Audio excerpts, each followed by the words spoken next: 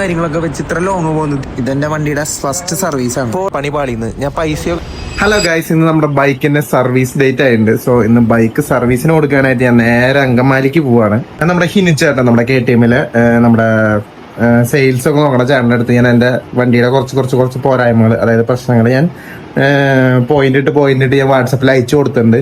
അപ്പൊ അതൊക്കെ മാറ്റി തരാൻ വേണ്ടി ഞാൻ ആളുടെ അടുത്ത് പറഞ്ഞിട്ടുണ്ട്. സോ ഞാനും കൂടി ഒന്ന് പറയണം. അപ്പോൾ ഇനി നേരെ റോഡിലേക്ക് പോവാം. Okay, boom. വണ്ടി ഓണാക്കാൻ ഒരു നേക്ക് ഉണ്ട്. ആ നേക്ക് എല്ലാവർക്കും അറിയാമെന്ന് എനിക്കറിയില്ല. അതായത് വെറുതെ വണ്ടി സ്റ്റാർട്ട് ചെയ്ത് പോവല്ലേ ചെയ്യണ്ടേ. വണ്ടി സ്റ്റാർട്ട് ചെയ്യുക, അപ്പൊ മീറ്ററിലെല്ലാം തെളിഞ്ഞ് വന്നു കഴിഞ്ഞ ശേഷം മാത്രം കിൽ സ്വിച്ച് ഓണാക്കുക. കിൽ സ്വിച്ച് ഓണാക്കിയ ശേഷം ഒരു സൗണ്ട് വരും. ആ സൗണ്ട് കഴിഞ്ഞതിന് ശേഷം മാത്രം വണ്ടി സ്റ്റാർട്ട് ചെയ്യുക. വണ്ടി സ്റ്റാർട്ട് കഴിഞ്ഞാൽ നമ്മൾ റബ്ബും കാര്യങ്ങളൊന്നും ചെയ്യണ്ട. അത് രാവിലെ ആണെങ്കിൽ അത് കോൾഡ് സ്റ്റാർട്ട് ആയിട്ട് അത് ഓട്ടോമാറ്റിക്കലി അതിനൊരു സിസ്റ്റം ഉണ്ട്. ആ സിസ്റ്റത്തിനനുസരിച്ച് അത് റബ്ബ് ആയിക്കോളും. വണ്ടിയുടെ സർവീസ് വാണിംഗ് ഒക്കെ വണ്ടിയിൽ തെളിഞ്ഞ് കാണിക്കുന്നുണ്ട്. അപ്പൊ ഞാൻ വീട്ടിൽ നിന്ന് ഇറങ്ങാൻ പോവാണ്. അപ്പൊ ഞാൻ അവന്മാരെ ആരും വിളിച്ചിട്ടില്ല, ഞാൻ ഒറ്റയ്ക്കാണ് പോണ്. അപ്പൊ അത് കഴിഞ്ഞിട്ട് ഇങ്ങോട്ട് തിരിച്ചു വരാനും ബസ്സിലാണ് വരാനുള്ള പ്ലാനിങ് ആണ് ഞാൻ ചെയ്തേക്കണേ. എനിക്കും ദൈവഭക്തി കാര്യങ്ങളൊക്കെ ഉണ്ട്, പക്ഷെ ഇത് ഇത്തിരി ഓവറല്ലേ. ഇത്ര വലിയ കൊടിയും കാര്യങ്ങളൊക്കെ വെച്ച് ഇത്ര ലോങ് പോകുന്നത് ഇത്തിരി ഓവറല്ലേ. അപ്പൊ നിങ്ങൾ ചോദിക്കും പാർട്ടിക്കാരും ഇങ്ങനെയൊക്കെ തന്നെയല്ലേ ചെയ്യണമെന്ന്. അതെ, എനിക്ക് അതിനോടും വലിയ താല്പര്യമൊന്നുമില്ല. പക്ഷെ അവർ പോകുന്നത് അത്ര സ്പീഡിലൊന്നുമല്ല. അതൊരു പ്രൊമോഷന്റെ ഭാഗമായിട്ട് മാത്രമാണ് അവർ പോകുന്നത്. അതിലും സേഫ്റ്റി ഇഷ്യൂസ് ഭയങ്കരമായിട്ടുണ്ട്, ഇതിലും സേഫ്റ്റി ഇഷ്യൂസ് ഭയങ്കരമായിട്ടുണ്ട്. അപ്പൊ ഈ പറഞ്ഞതൊക്കെ എന്റെ മാത്രം ഒപ്പീനിയൻ ആണ്. നിങ്ങളുടെ ഒപ്പീനിയൻ നിങ്ങൾക്ക് വേണമെങ്കിൽ കമന്റ് ആയിട്ട് രേഖപ്പെടുത്താം. നമ്മുടെ വണ്ടി ഇപ്പൊ കൊടുത്തിട്ട് എപ്പോ കിട്ടുമെന്നൊന്നും എനിക്കറിയില്ല.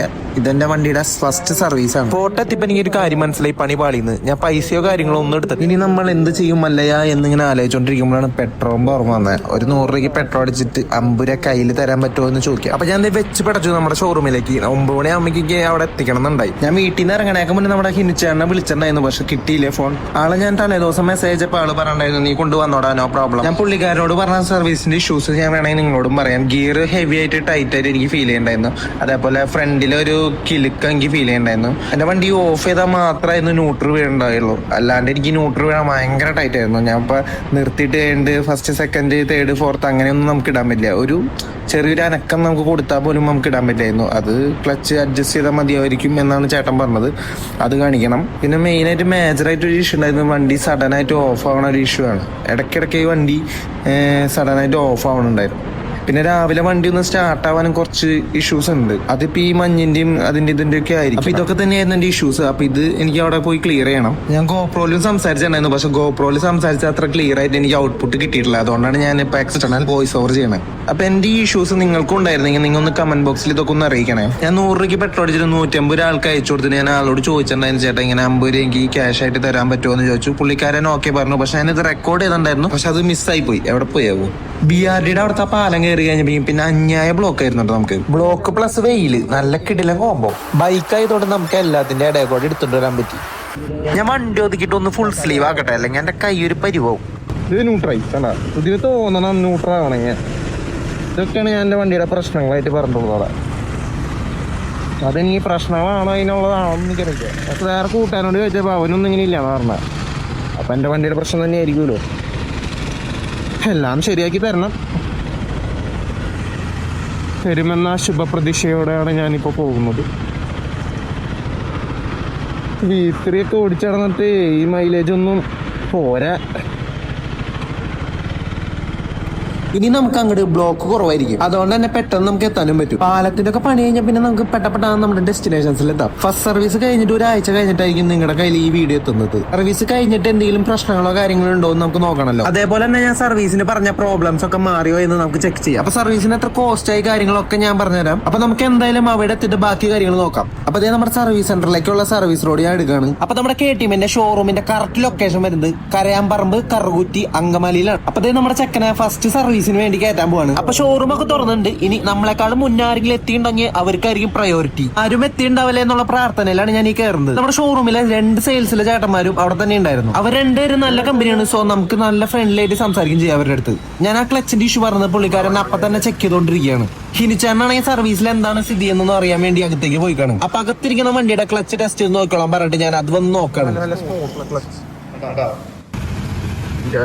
എന്തോ തിരക്കിടന്നൊക്കെ പറയുന്നുണ്ട്, പണി പാളിന്ന് തോന്നണം. അപ്പൊ നമ്മുടെ ബ്രോദേ നമ്മുടെ വണ്ടിയുടെ ക്ലച്ച് അഡ്ജസ്റ്റ് ചെയ്തിട്ടുണ്ട്. അപ്പൊ പുള്ളിക്കാരനൊന്ന് ഓടിച്ച് ടെസ്റ്റ് ചെയ്ത് നോക്കിട്ട് വരാന്ന് പറഞ്ഞു. ഗൈസ് നോക്കൂ, head lamp protector, central stand, mud flap, touring സീറ്റാ, ലോവർ സെന്റർ. ഓ മറ്റേ ഈ ഭാഗത്തുള്ള സാധനം. പിന്നെ KTM ബൈക്ക് കവർ അടിപൊളി. ഓഫർ എത്രാം തീയതി ഉണ്ടെന്ന്? എൻ്റെ 31 ജനുവരി സംഭവം ഓഫർ കഴിയിട്ടാ.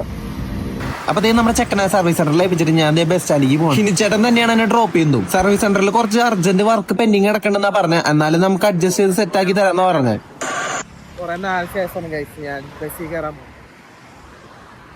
എന്തായാലും നമുക്ക് സീബർ ലൈനിൽ കൂടെ തന്നെ ക്രോസ് ചെയ്തേക്കാം.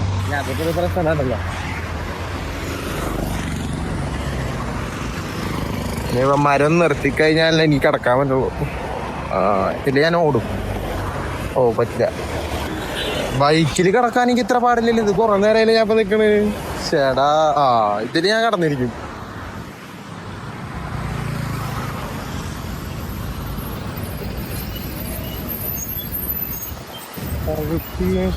പറമ്പ് ഇതിൽ എനിക്ക് പോയ കാര്യമില്ല. തന്നെ വേണ്ട. വീടിന് താക്കോല് അതും വെച്ചിട്ട് ഇങ്ങോട്ട് നടന്നു പോകുന്നു. എന്റെ പൊന്നെ, വീട്ടിലാണെങ്കിൽ അച്ഛനും വലിയ മായില്ല, ആരുമില്ല. ആകെ ഫ്ലോപ്പായി. അപ്പൊ നമ്മുടെ താക്കോലൊക്കെ ഹിനിച്ചേട്ടൻ നമുക്ക് കൊണ്ട് തന്നൂട്ടാ. ബസ് വരാൻ ലേറ്റ് ആകുമെന്ന് തോന്നിയപ്പോ ഞാനൊരു പരിപ്പട അങ്ങോട്ട് കീച്ചാനുള്ള പ്ലാനിങ് കിട്ടും. പരിപ്പട കിട്ടിയെങ്കിലും ചായ കഴിച്ചാലോ എന്നുള്ള പ്ലാനിങ് ഉണ്ട്. പക്ഷെ ബസ് എങ്ങാനും വന്നാലോ എന്ന് വിചാരിച്ച് ഞാൻ കഴിക്കാണ്ടിരുന്നു. അവസാനം ഞാൻ വിചാരിച്ച ചായ കുടിച്ചേക്കാം. ചായ കുടിക്കണ്ടായിരുന്നു.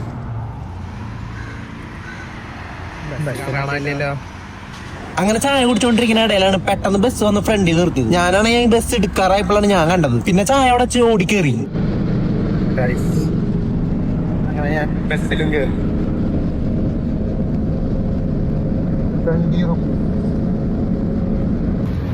നമ്മുടെ വണ്ടി ഇന്ന് കിട്ടോന്ന് അറിയില്ല. വണ്ടി അവിടെ സർവീസിന് കൊടുത്തിട്ടുണ്ട്. 6 മണിയാവുന്ന പറഞ്ഞ. ഞാൻ എപ്പോഴാണ് കിട്ടാന്ന് വെച്ചപ്പോ അതേപോലെ തന്നെ അവിടെ കുറെ വണ്ടികൾ പൊളിച്ചിട്ടേക്കാണ്. അവരുടെ ട്രാക്ക് റേസിന് വേണ്ടി ഒരു വണ്ടി പൊളിച്ചിട്ടേക്കാതാ പറഞ്ഞത്. അപ്പൊ ഇന്ന് വണ്ടി കിട്ടുമായിരിക്കും എന്ന് ഞാൻ പ്രതീക്ഷിക്കുന്നു. അതേ ബസ്സിൽ പോയിക്കൊണ്ടിരിക്കുക.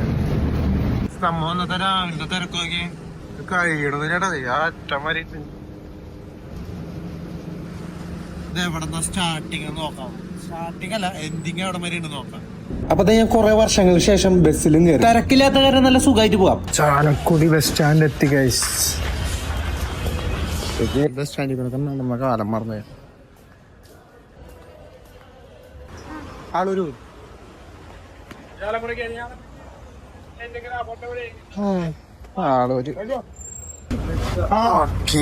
ബസ്. അങ്ങനത്തെ നമ്മുടെ സ്റ്റാൻഡിൽ നിന്ന് ആളൂര് എടുത്താണ്ട് അവിടേക്ക് 15 രൂപയാണ്. ബാക്ക് സീറ്റിൽ നമ്മ മാത്രമേ ഉള്ളൂ. നല്ല സുഖമായിട്ട് പോവാം. ബസ്സിൽ പോകുന്നട്ടോ സുഖം.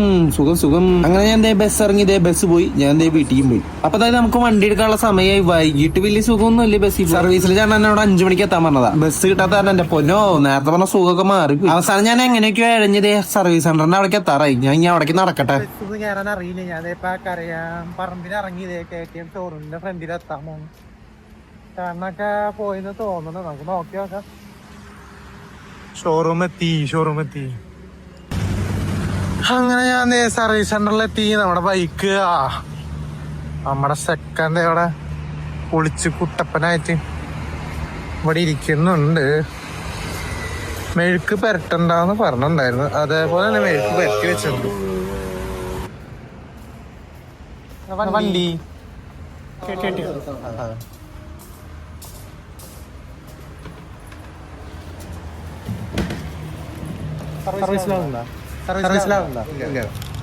ഇതിന്റെ ഒപ്പം ആഡ് ഓൺ ആയിട്ട് എന്തോ ഫ്യൂവല് കൂടാനായിട്ടുള്ളൊരു സാധനം തരാന്ന് പറഞ്ഞിട്ടുണ്ട്.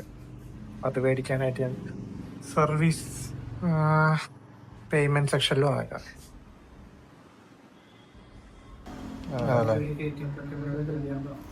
KTM റെക്കമെൻഡ് ആണുള്ളത്. ഫ്യൂവൽ സിസ്റ്റം ക്ലീനർ അല്ലേ? ഇതിനെപ്പോ എത്ര റേറ്റ് വരുന്നത്?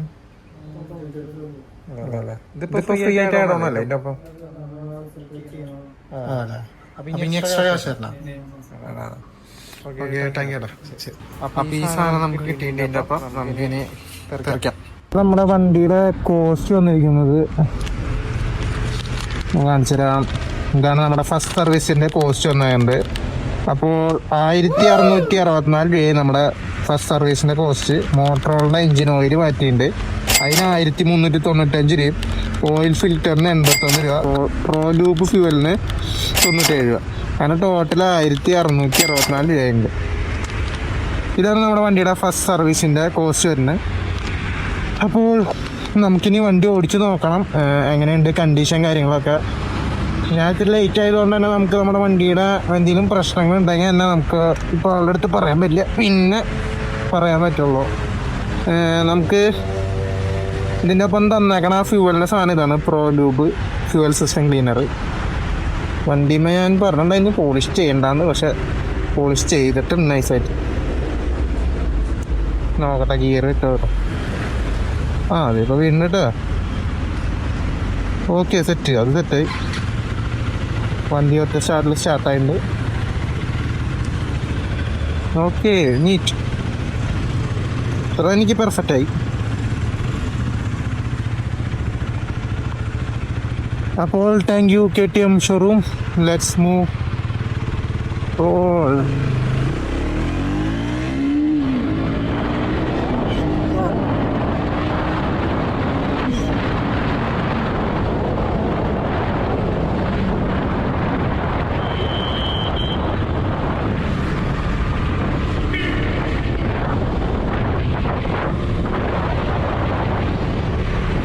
അപ്പൊ നമ്മുടെ വണ്ടി സർവീസ് കഴിഞ്ഞിട്ടുള്ള ഒരാഴ്ച കഴിഞ്ഞിട്ടുള്ള റിവ്യൂ ആണ് ഞാൻ പറയാൻ പോകുന്നത്. ഫസ്റ്റ് ഓഫ് ഓൾ വണ്ടിയുടെ പവർ കൂടിയാണെന്ന് തോന്നുന്നുണ്ട്. നമ്മുടെ ന്യൂട്രൽ വീഴാത്ത ഇഷ്യൂ മാറി കിട്ടിയിട്ടുണ്ട്. വണ്ടി രാവിലെ എടുക്കുമ്പോൾ വണ്ടി സ്റ്റാർട്ട് ആവാൻ ഇത്തിരി ഇഷ്ടം ഉണ്ടായിരുന്നു, അത് ഇപ്പൊ കുറച്ച് മാറി കിട്ടി. പിന്നെ മേജർ ആയിട്ടുള്ള ഇഷ്യൂ എന്ന് പറഞ്ഞാൽ വണ്ടി ഓഫായി പോകുന്നതായിരുന്നു ഇടയ്ക്ക്, അത് ഇപ്പോഴും ഉണ്ട്. പക്ഷെ ആള് പറഞ്ഞു ക്വിക്ക് ഷിഫ്റ്റർ ഓഫ് ചെയ്ത് ഓടിച്ചു നോക്കാൻ പറഞ്ഞു. അത് ഓഫ് ചെയ്ത് ഓടിച്ചു നോക്കിയപ്പോ എനിക്ക് മാക്സിമം എനിക്ക് ഓഫ് ആവണ്ടായിരുന്നില്ല. പിന്നെ ഇടയ്ക്ക് 2 പ്രാവശ്യം ഓഫ് ആയിട്ടുള്ളൂ. പിന്നെ നമ്മുടെ ലോക്കായി കിടന്നിരുന്ന എല്ലാ ഓപ്ഷൻസും ഓൺ ആയിട്ടുണ്ട്. നമ്മുടെ പ്രോ ലൂബ് എങ്ങനെ യൂസ് ചെയ്യണമെന്ന് വെച്ച് കഴിഞ്ഞാൽ ഒന്നെങ്കിൽ ഫുൾ ടാങ്ക് അടിച്ചിട്ട് അത് ഫുൾ കുപ്പി ഒഴിക്കുക, 40 ml ഉള്ളൂ. അല്ലെങ്കിൽ നമ്മൾ 600 രൂപയ്ക്കോ അല്ലെങ്കിൽ 500 രൂപയ്ക്കോ പെട്രോൾ അടിച്ചിട്ട് അതിന്റെ പകുതി ഒഴിക്കും. ആ പെട്രോൾ ഓടിച്ച് കഴിഞ്ഞിട്ട് ഫുള്ള് കഴിയുമ്പോൾ നമുക്ക് വീണ്ടും 500 രൂപയ്ക്ക് 600 രൂപയ്ക്ക് അടിച്ച് ബാക്കി ഒഴിക്കും. അപ്പൊ KTM ബൈക്സ് എടുക്കാനായിട്ട് ആഗ്രഹിക്കുന്നവർക്ക് സർവീസ് കോസ്റ്റ് അറിയാൻ ഭയങ്കര ത്വരയായിരിക്കും. ഞാനും കുറെ വീഡിയോസ് ഒക്കെ കാണാറുണ്ട് എനിക്ക് അഫോർഡ് ചെയ്യാൻ പറ്റുമോ എന്നൊക്കെ അറിയാനായിട്ട് വേണ്ടി. അപ്പൊ എനിക്ക് ഫസ്റ്റ് സർവീസിന് പറഞ്ഞത് 1664 രൂപയാണ്. ഇനി അടുത്ത സർവീസിന് വരുമ്പോൾ ഞാൻ അടുത്ത ഡീറ്റെയിൽസ് ആയിട്ട്. അപ്പൊ ഞാൻ വീടെത്തി. അപ്പൊ KTM എടുക്കാൻ ആഗ്രഹിക്കുന്ന ആൾക്കാർക്കൊന്നും അയച്ചു കൊടുത്തേക്ക്. അപ്പൊ ഇഷ്ടപ്പെട്ടെങ്കിൽ ലൈക്ക് ചെയ്യണം, ഷെയർ ചെയ്യണം, സബ്സ്ക്രൈബ് ചെയ്യണം. അപ്പൊ ഓക്കെ ബൈ.